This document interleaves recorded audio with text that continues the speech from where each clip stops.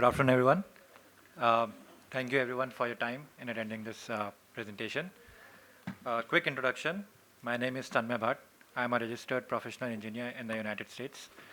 I worked in the US for about 10 years and recently relocated to India. And I work with Mott MacDonald. We are a global design firm, design and consultancy firm. We work in various sectors: water, energy, transportation, and others. Right now, here in this conference, our water team is participating with a couple of my colleagues who would be presenting after me, and three of my colleagues who did poster presentations. So we are a global firm. We are based in different countries, like US. We are globally headquartered in the UK. We also have presence in Middle East, Australia, New Zealand, Singapore, and other countries. This presentation that I'll touch upon is on disinfection of wastewater. So this session, or this session is about wastewater treatment. Disinfection is one of the components or one of the final components of wastewater treatment. I'll touch upon that a little bit, and one of the novel techniques that is being employed in the United States. I'm not sure if this is practically being employed in India right now, but we can draw parallels from what is going on around the world. And as we continuously improve wastewater treatment in India, which through all these presentations we've been hearing that that is an issue, it impacts water quality. We can inculcate some of the latest technologies and trends that are ongoing around the world. So with that, I'll get started with the presentation. So high level on wastewater disinfection. Uh, Disinfection is the last step of wastewater treatment. It is used to kill bacteria and viruses that could enter your receiving waters, which are generally rivers, like the Yamuna River here. You treat wastewater near the river and then you discharge into the river. The most common disinfectants that you may be aware of that is used worldwide is chlorine. There are some other alternatives like UV, ultraviolet rays, and ozone. But ozone is expensive to generate. It has to be generated on site. And even UV requires expensive setup and maintenance. So the easy choice and the readily available choice is chlorine. So you may question that if chlorine is there, why do we need to consider other disinfectants? Well, while chlorine is easily available, it is very effective, but research has shown that it has some negative effects. The chlorine, so when you disinfect, you add chlorine, not all of it gets consumed while the water is being treated. Residual chlorine enters your water body. And when that happens, that chlorine reacts with the organic matter that is in the rivers to form some byproducts. And those byproducts are carcinogenic, which means they are cancer causing. And what usually happens is you have your discharge going in the river, and then somewhere downstream you have an intake for a water treatment plant.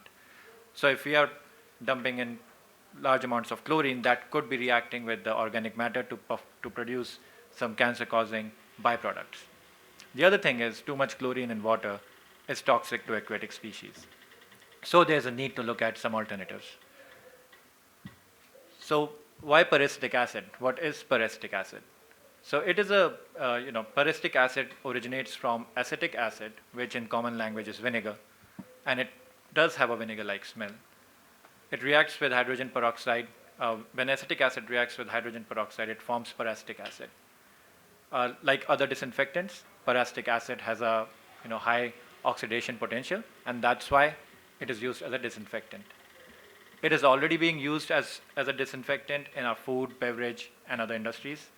So the researchers and engineers and scholars, they thought, why can we not use it in the wastewater industry? And the answer was, yes, we can use it. There has been ongoing research that is proving that wastewater disinfection can be done by effectively using PAA. Now, and I'll call this PAA because peracetic acid, the acronym would be PAA. Since this is an oxidizing material, we need to be cognizant of some of the characteristics when we store it, how we handle it, and what are some of the compatible materials. Because the practical application, you need to store it in large drums or totes. And for that, we need to select appropriate materials which will not react with that acid. So plastic products, stainless steel drums, those are good. While handling, one needs to be very careful. Like I said, it's originated from an acid, so it is highly corrosive. People must make sure that they wear protective equipment gloves, and there should be a safety wash and a safety shower inside. If it's kept outdoors, that's fine, but if it's kept indoors, the area should be well ventilated. What are the pros and cons? Pros are it's easy to use, similar to chlorine. There are no known disinfection byproducts of PAA so far. So doesn't mean that there aren't any. It means that none have been found by research. So in future, they could say that, okay, this also has DBPs, but as of now, that has not been proven. The biggest thing is it does not impact pH. In wastewater treatment and in water treatment, pH plays a big role. PAA does not impact your pH adjustment in the water matrix. It has a low freezing point. It can be used in colder areas, and it is not known to be toxic to aquatic species. So the two downsides of chlorine can be negated by the use of PAA. The cons are that right now, it is not widely used, so it is not widely produced. So it is expensive than chlorine. Definitely, chlorine is being used in bulk, so the production is in bulk. You have centers of production in every state, in every vicinity. PAA might have to be transported long distances and adds to the cost. There are residual limits to that as well, which are very dependent on where you are, depending on the jurisdiction. And it increases organic content in your water body because it comes from an acid. So that was a high-level overview of what this was. So this is a project that I was involved with. This was in the Northeast US. It is a practical application of using PAA for wastewater treatment. So the background was that there were 6 wastewater treatment plants, and the client, a municipal client, they came to us that the disinfection performance is not satisfactory. They are violating the permit, and they were getting fined by the government because of that. They were using UV for disinfection. So what we suggested was, because PAA is also known to be, perform much better when it performs in conjunction with UV. So we suggested that let's try use of PAA at your plants. And we started with a pilot setup, because any new thing, you want to try it out small, and if it works out, you want to then scale it up. Of course, we were changing the process, so we had to coordinate with the local, the state regulatory body, which in the case was a Department of Environment Protection. And then we coordinated with the vendors to get the required equipment, and we designed the whole system, which I'll show a picture in a bit here, but it included a bulk tank, a small pump setup, and then dosing locations.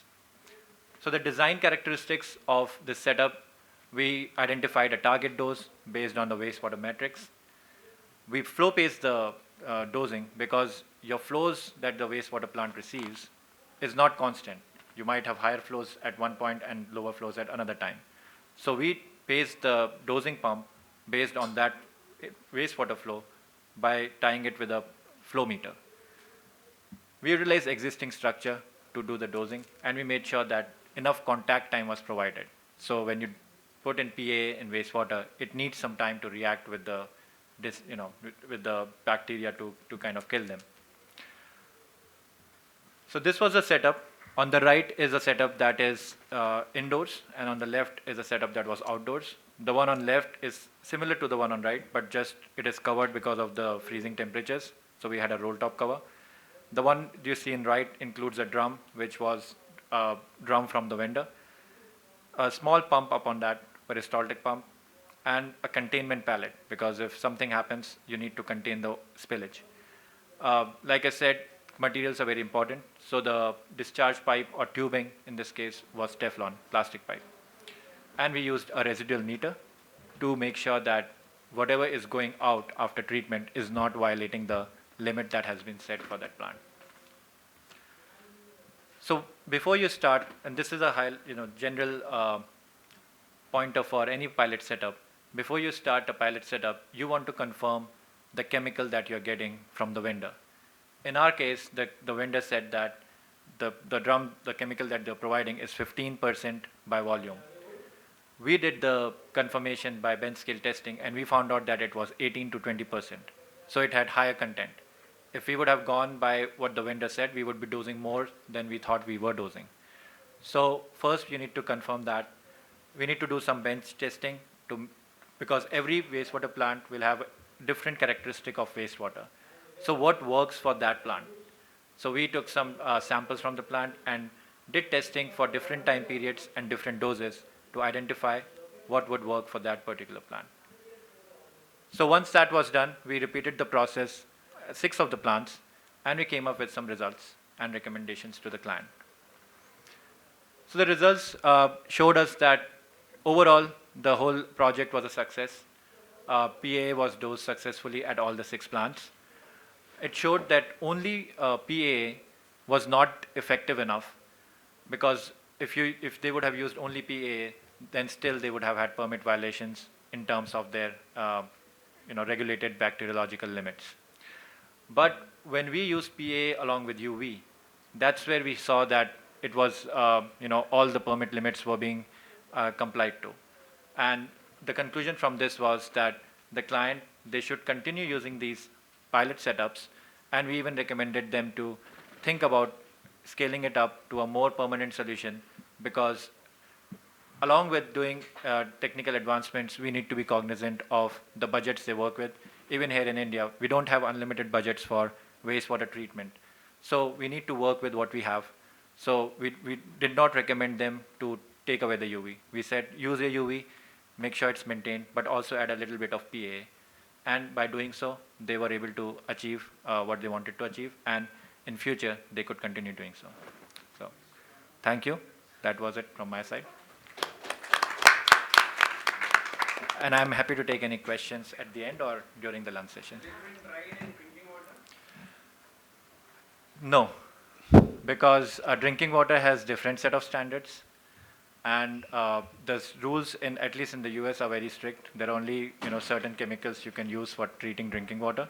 PAA is still new, and until a rule is formed for a certain chemical, they wouldn't allow its application for treatment in drinking water. Okay, thank you.